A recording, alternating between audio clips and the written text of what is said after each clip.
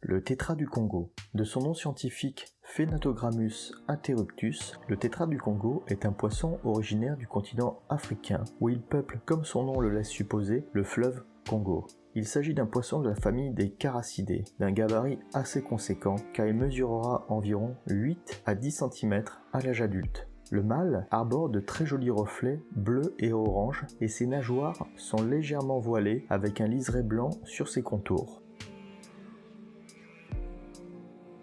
La femelle, quant à elle, est plus terne de par sa coloration et ses nageoires sont plus communes. Elle est généralement aussi plus petite. En ce qui concerne sa maintenance, évoluant dans une eau plutôt acide, il est un poisson grégaire qui s'épanouira au sein d'un groupe d'une dizaine d'individus. Concernant la taille du bac, il s'agit d'un bon nageur au comportement paisible mais plutôt vif. Un aquarium de 150 à 200 litres constitue donc un bon point de départ pour maintenir un banc de ce poisson au gabarit plutôt imposant.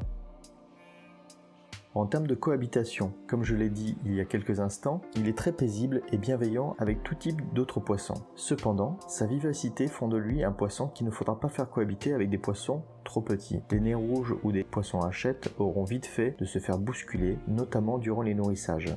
On évitera également la cohabitation avec des barbus ou des Danio-rarios, car ils peuvent s'en prendre à ses nageoires. Si on souhaite reconstituer un biotope spécifique, on pourra opter pour une filtration sur tourbe qui aura pour avantage de maintenir un pH bas et également d'ajouter une teinte à l'eau qui se rapprochera de son habitat naturel et apaisera ce poisson qui n'appréciera pas forcément un éclairage fort et lumineux. D'autre part, au niveau des plantes, on pourra opter pour des fougères du Congo, des anubias ainsi que des plantes flottantes comme par exemple de l'aricia.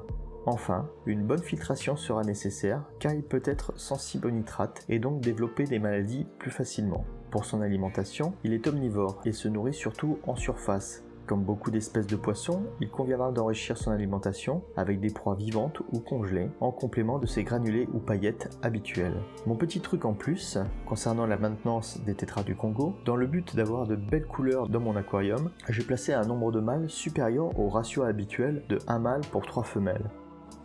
D'une part, car ce sont bien les mâles les plus beaux, comme souvent chez les poissons d'eau douce, et d'autre part, ceux-ci vont avoir des couleurs renforcées car ils vont se livrer une sorte de concurrence aux yeux des femelles. Il s'agit là d'une méthode envisageable avec certaines espèces, dont les tétras du Congo. J'ai pour ma part fait la même chose avec les fantômes noirs dans mon aquarium 80 litres sans que cela ne pose aucun problème.